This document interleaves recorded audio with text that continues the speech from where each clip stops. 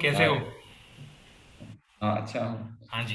तो तो हम आज का लोगों ने विषय जो क्या है हमारा? पिछली बार, हाँ, हमने डिस्कशन किया था पिछली बार, क्वांटम फील्ड थ्योरी क्या, क्यों, कैसे करें। तो बहुत सारे कमेंट्स हैं यहाँ पे आए हुए, बहुत सारे बच्चों ने, बहुत सारे लोगों ने क्वेश्चंस पूछे हैं। तो बहुत उनमें अच्छा। से कुछ क्वेश्चंस को मैं लूंगा बिल्कुल। और देखते हैं कि बाकी क्वेश्चंस में भी फिर हम आगे भी डिस्कशन करेंगे। तो एक बहुत अच्छा क्वेश्चन मुझे लगा है ये, रोहित गुप्ता ने पूछा है ये, हाँ जी। कि जीटीआर एंड क्यूएफटी ये दोनों कितना अलग है, इसके रिलेशन में मैथ्स की कॉम्प्लेक्सिटी क्या है, फ्यूचर में इसकी एडवांटेज क्या है, इसका अप्रोच क्या हो सकता है सीखने का इन दोनों सब्जेक्ट्स को, हम्म। और इन्हें शुरू कैसे किया जाए। रोहित गुप्ता।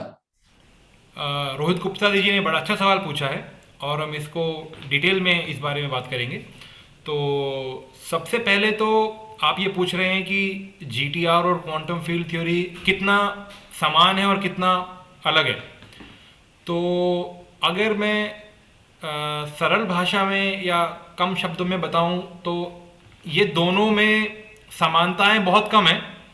वो इसीलिए कम है क्योंकि एक तो जिस डोमेन ऑफ फिजिक्स में हम इन चीज़ों को यूज़ करते हैं वो बहुत अलग अलग है। सो क्वांटम फील्ड थ्योरी में आप बात करते हैं क्वांटम लेवल में होने वाली फिजिक्स की, और दूसरी तरफ आप जीटीआर या जिसे हम जनरल थियोरी ऑफ रिलेटिविटी कह रहे हैं उसमें हम बात करते हैं दुनिया के सबसे बड़े बड़ी ऑब्जेक्ट्स की या बहुत ही बड़े स्केल पे होने वाले फिनोमेना की। तो एक तो यही फंडामेंटल डिफरेंस है कि quantum field theory atomic scale या उसके भी अंदर होने वाली फिजिक्स की एक्सप्लेनेशन बताती है, और जनरल रिलेटिविटी आपके एक्सट्रीमली मैसिव जो बहुत ही हाई या बड़े स्केल पे होने वाली चीज़ों के बारे में बात करते हो उसके बारे में बात करते। तो एक तो सरल सा जवाब ये हुआ। अगर इससे एक लेवल ऊपर की हम बात करें तो थोड़ा सा अगर टेक्निकल जवाब मैं देना चाहूँ तो उसमें ये होगा कि quantum field theory basically fields की थ्योरी है। फील्ड्स जब मैं कह रहा हूँ फील्ड, तो फील्ड ये मैं बात कर रहा हूँ मैथमेटिकल सेंस में, कि एक फील्ड की एक मैथमेटिकल डेफिनेशन होती है। उस डेफिनेशन को अगर हम लेके चलें तो एक थ्योरी बनाई जाती है जिसको हम क्वांटम फील्ड थ्योरी कहते हैं। हमने पिछली वीडियो में भी इसके बारे में बात की थी। दूसरी तरफ जनरल रिलेटिविटी के बहुत सारे वर्जन हैं। उनमें से जो जो कॉमन वर्जन जो हम पढ़ते हैं या देखते हैं वो एक्चुअली फील्ड लैंग्वेज में उस तरीके से हम बात नहीं करते हैं। तो जनरल रिलेटिविटी मोर और लेस एक ज्योमेट्रिकल अप्रोच है काम करने की, वो फील्ड की अप्रोच नहीं है। जैसे मैथमेटिक्स में बहुत सारी अप्रोच होती है काम करने की, कुछ ज्योमेट्रिकल होती हैं, कुछ अलजेब्राइक होती हैं। इसी तरीके से एक फील्ड की अप्रोच होती है और एक ज्योमेट्री की अप्रोच होती है।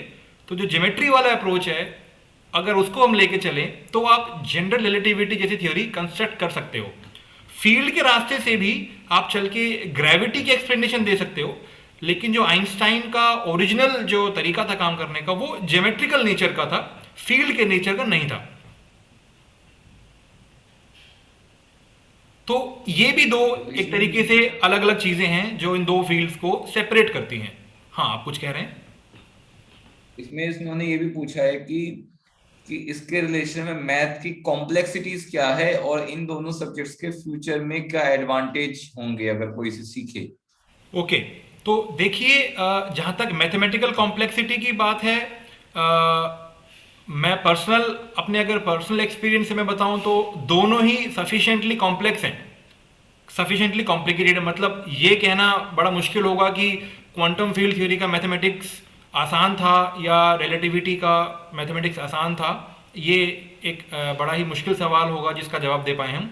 लेकिन ये है कि रिलेटिविटी क्योंकि एक ज्योमेट्रिकल अप्रोच से हम पढ़ते हैं, तो उसमें कभी कभी, हमेशा नहीं, कभी कभी थोड़ा सा इंट्यूशन की हेल्प आप ले पाते हो कि ठीक है, एक अगर मैं एक स्फीयर की बात कर रहा हूं तो शायद आप थोड़ा सा विजुलाइज कर पाए। हमेशा नहीं कर पाएंगे आप, लेकिन कभी कभी हो जाता है। या आप अगर पार्टिकल्स की ट्रेजेक्ट्री की बात कर रहे हैं, एक एक्चुअली रिलेटिविटी में पार्टिकल का जो पाथ है, जो ट्रेजेक्ट्री है, वो एक वेल डिफाइंड कॉन्सेप्ट है। आप एक्चुअली में इमेजिन कर सकते हैं कि एक प्लैनेट जो है वो किसी स्टार के अराउंड ऑर्बिट में है, जब आप रिलेटिविटी के सिस्टम में उसको स्टडी करते हैं तो आप विजुलाइज कर पाएंगे कि हाँ ये मैथमेटिक्स में हमने ये किया और पार्टिकल ऐसे ऑर्बिट कर रहा था, या और चीज़ें जो उसके साथ हो रही थी। थोड़ा सा विजुलाइजेशन का जो कंपोनेंट है वो रिलेटिविटी में कुछ हद तक मिलता है हमें, क्योंकि वो ज्योमेट्री से उसका रिलेशन है और हम ज्योमेट्री को लाइफ में देखते भी हैं, ऑब्जर्व भी करते हैं। दूसरी तरफ जो फील्ड थ्योरी का जो कॉन्सेप्ट है वो टोटली एब्स्ट्रैक्ट है।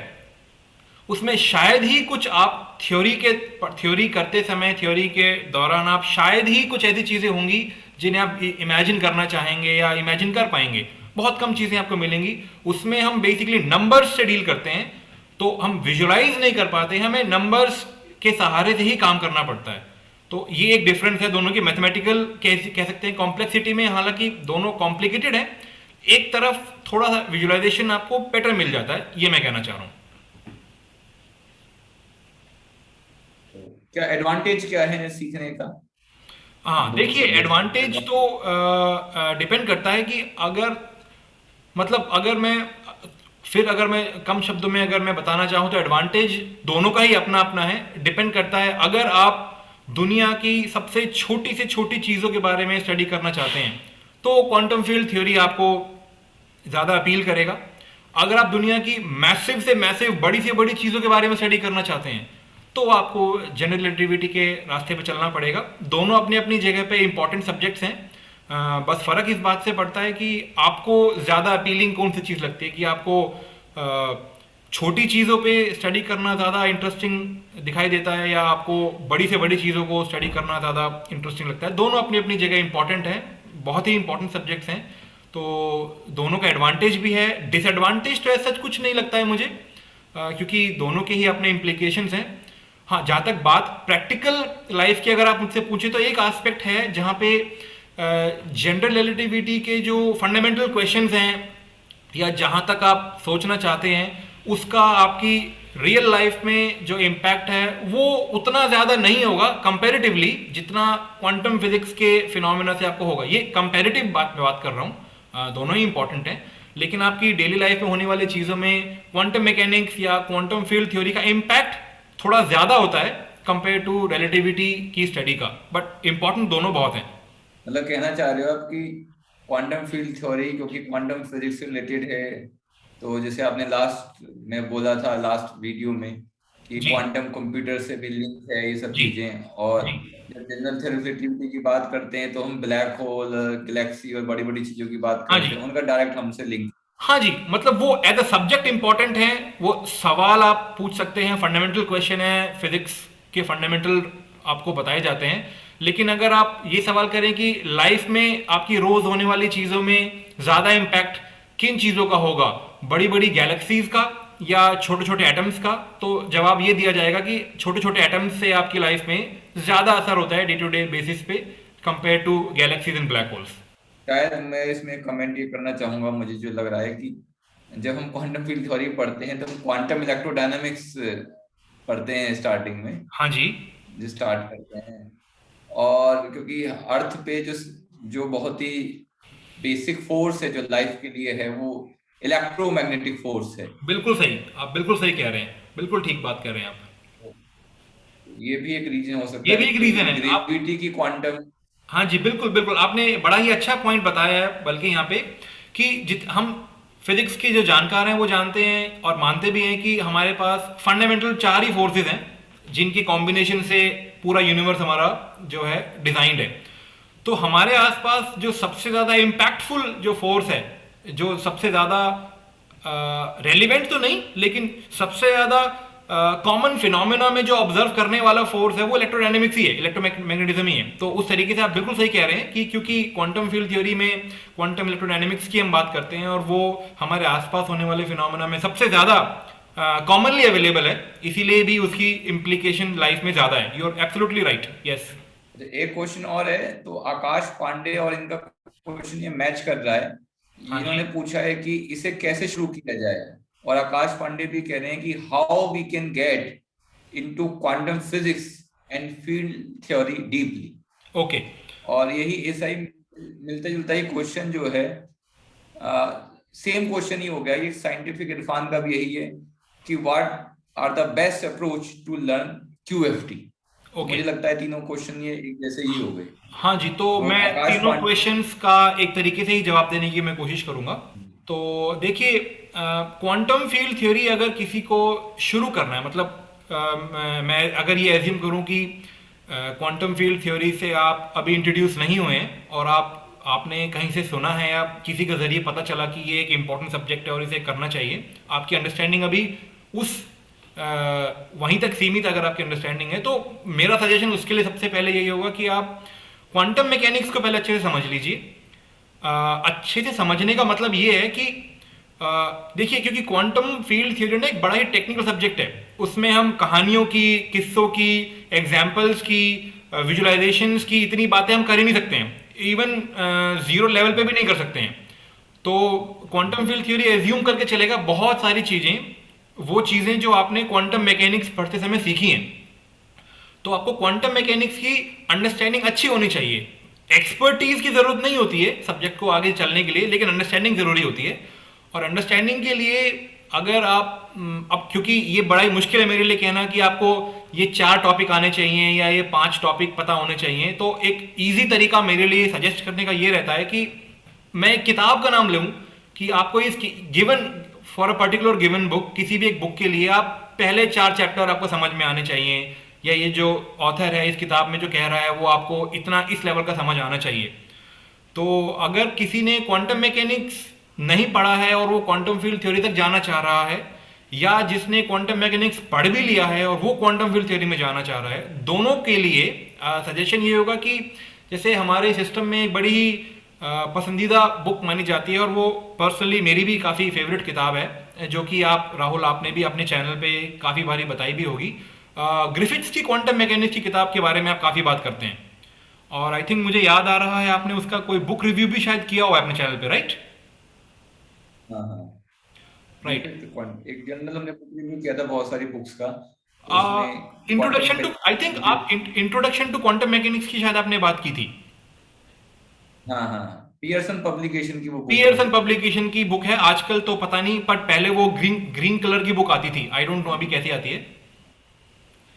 हाँ, तो अभी भी वो ऐसे ही है। हाँ जी, हाँ जी, तो वो एक ऐसी किताब मुझे लगता है कि बहुत सारे स्टूडेंट्स, अगर मैं मतलब कुछ लोग जल्दी पिकअप करते हैं सब्जेक्ट को, कुछ लोग थोड़ा देर से पिकअप करते हैं, बट अगर मैं एक एवरेज समझूं कि अगर आप एक एवरेज अंडरस्टैंडिंग, आपकी आपकी अंडरस्टैंडिंग की स्पीड अगर एवरेज भी है, तो भी ग्रिफिथ्स की जो किताब मैं बता रहा हूं आपको, वो एक अच्छा स्टार्टिंग पॉइंट है। वो बहुत ज़्यादा बातें आपको नहीं बताएगा, बहुत कम बातें भी आपको नहीं बताएगा, वो आपको उतना बताने की कोशिश करेगा जितना आपको नेक्स्ट स्टेप पे जाने के लिए ज़रूरी है। और मुझे लगता है कि जिन लोगों का भी ये क्लियर नहीं है कि वो इस फील्ड में कितना आगे जाना चाहते हैं, जिन्हें इतना इन्वेस्टमेंट करना अफोर्ड नहीं कर सकते, कि मैं उन्हें एक ऐसी किताब सजेस्ट करूं जो कि बहुत गहराई के सवालों के जवाब दे, लेकिन आप वहां तक पहुंच ना पाओ शायद।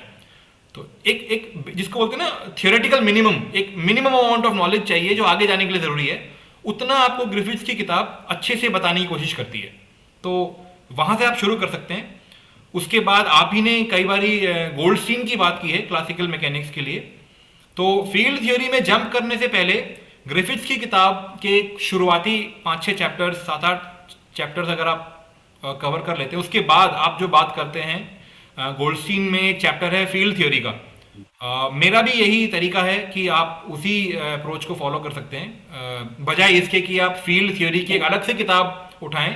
क्योंकि फील्ड थ्योरी की अगर आप अलग से किताब उठाएंगे, वो एज्यूम करेगा कि आपको उसके पहले की सारी चीजें आती हैं, जो कि क्वांटम मैकेनिक्स में नहीं है। एक बीच में फिर भी एक गैप रह जाता है, तो वो गोल्डस्टीन की जो किताब है उस गैप को फिल करने में हेल्प करती है। सो वो अप्रोच मुझे लगती है। तो शॉर्ट में अगर मैं बोलूं, तो ग्रिफिथ्स जैसी कोई एक बुक आप से शुरू कीजिए, उसके इनिशियल 5-6-7 चैप्टर्स, उसके बारे में हम बात कर सकते हैं। अगर किसी का स्पेसिफिक क्वेश्चन हुआ कि सर हमने इतना किया है, उतना किया है और हमें क्या करना है, उसके बारे में हम बात कर सकते हैं। बट शुरुआती चैप्टर्स आप समझ लीजिए, फिर गोल्डस्टीन की किताब से आप फील्ड थ्योरी की पढ़ाई मैं शुरू यहाँ कर पे सकते हैं। हाँ जी। ऑडियंस ऑडियंस को बता दूं कि गोल्डस्टीन जो है वो क्लासिकल मैकेनिक्स की किताब है, गोल्डस्टीन की जो किताब हाँ जी, बिल्कुल। है ना, ऑडियंस को हाँ जी, शायद हाँ नहीं जी, मालूम बिल्कुल होगा सही है। ये उसका वाली उसका बात। क्वांटम से कोई लेने देना नहीं है। उसमें एक चैप्टर है जो आपको फील्ड थ्योरी की मैथमेटिक्स की शुरुआती चीजें सिखाने की कोशिश करता है, वो और वो अच्छी अच्छी चीजें हैं।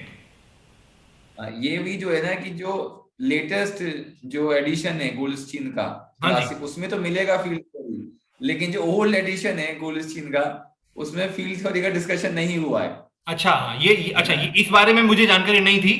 मेरे पास जो एडिशन है उसमें वो फील्ड थ्योरी वाला चैप्टर है। सो अच्छा है आपने ये क्लियर कर दिया।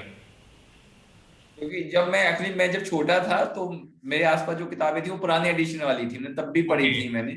ओके। और जब मैं रियली में एमएससी में आया और जब मैंने पढ़ी तो उनमें और किताबों में बड़ा अंतर था। और एक बात और कि जब मैं बहुत जिद करता था अपने एक भैया से ये पढ़ने के लिए क्वांटम फील्ड थ्योरी, और मैं समझने के लायक नहीं था, तो उन्होंने मुझे एक तरह ना बच्चों को खेलने के लिए खिलौना भी देते हैं, तो हाँ मुझे जी, एक हाँ बुक जी। मैंने रेफर की थी। समझ में तो नहीं आई मुझे, लेकिन मुझे लगता है फिर भी वो बुक बड़ी मजेदार बुक है। आप बताना, कमेंट करना। बुक है क्वांटम फील्ड थ्योरी इन ए नटशेल बाय एंटन जी। हाँ जी, ये जो आप बात कर रहे हैं नटशेल वाली किताब जो है एंथनी जी वाली, ये काफ़ी बेहतरीन किताब है। हाँ और मतलब मैंने इस किताब से काफ़ी सीखा भी है। मतलब मैंने इस किताब को फॉलो किया है। आई थिंक आप, हाँ राइट, मुझे याद आता है इस किताब से मैंने स्टडी भी काफ़ी किया है। लेकिन ये इस किताब का जो लेवल है, हम जिस लेवल पे अभी बात कर रहे थे उससे जस्ट स्लाइटली ऊपर है उस किताब के कंटेंट का लेवल। ऊपर है, हाँ जी। लेकिन तो उसके अंदर जो कहानियां जो है ना, हाँ जी। उसके अंदर छोटी छोटी जो कहानियां बोलता है, जोक जो करता है हाँ जी। वो एंजॉय एंजॉय दे सकते हैं हाँ, नहीं, बिल्कुल। वो आप बात ठीक जो कह रहे हैं। एंथनी जी की किताब के जो शुरुआती चैप्टर हैं, इवन उसका जो प्रीफेस है वो प्रीफेस भी उसका अच्छा लिखा हुआ है। उसके हाँ जो इंट्रोडक्शन है, या हाँ, आई थिंक मुझे अब याद तो नहीं है, बट पहले एक दो चैप्टर्स फिर भी आप पढ़ सकते हो। समझने की आपसे एक्सपेक्टेशन नहीं की जाएगी, लेकिन आप सब्जेक्ट के शायद करीब आ जाएंगे कि हाँ शायद किस बारे में बात की जा रही है। टेक्निकल समझ आपको नहीं आएगी, बिकॉज उस लेवल का जो उस किताब का जो लेवल है वो स्लाइटली ऊपर है। जैसे वो स्टार्टिंग में ही ना क्वांटम मैकेनिक्स और स्पेशल रिलेटिविटी की शादी की बात करता है। हाँ राइट, उसका तरीका, स्पेशल उसका देखिए रिलेटिविटी ऑथर का प्रेजेंटेशन काफी एंटरटेनिंग है, तो वो मजा आता है बुक पढ़ने में। डेफिनेटली आप सही कह रहे हैं, बुक पढ़ने में मजा आता है। लेकिन उसका जो टेक्निकल कंटेंट है वो समझ पाने के लिए थोड़ा सा आपको अभी सीखना पड़ेगा उससे पहले। उसके लिए वो जो जो अप्रोच होती है मेरे ख्याल से, जो पाथ इंटीग्रल अप्रोच है हाँ जी। क्वांटम वो, मैकेनिक्स, वो आनी चाहिए। हाँ जी, हाँ जी। अच्छा, पाथ इंटीग्रल तो हाँ, वो देखिए, मैं तो पर्सनली किसी भी जो बच्चा या जो भी स्टूडेंट है, वो जो भी सीखने की कोशिश कर रहा है, मेरा सजेशन तो उसको यही रहता है कि पाथ इंटीग्रल अप्रोच शुरुआत में ना पकड़ी जाए। उसकी वजह अगेन वही है, क्योंकि path integral completely mathematical version है। उसमें आपको इंट्यूशन उतना नहीं मिलेगा, या एटलीस्ट इमीडिएटली नहीं मिलेगा कि वो किस बारे में बात हो रही है। तो आप क्वांटम मैकेनिक्स अगर शुरू करना चाहते हैं, तो मुझे लगता है आज भी श्रोडिंगर वाला जो अप्रोच है, डिफरेंशियल इक्वेशन वाला जो अप्रोच है, वही मुझे लगता है फर्स्ट अप्रोच तो वही होना चाहिए।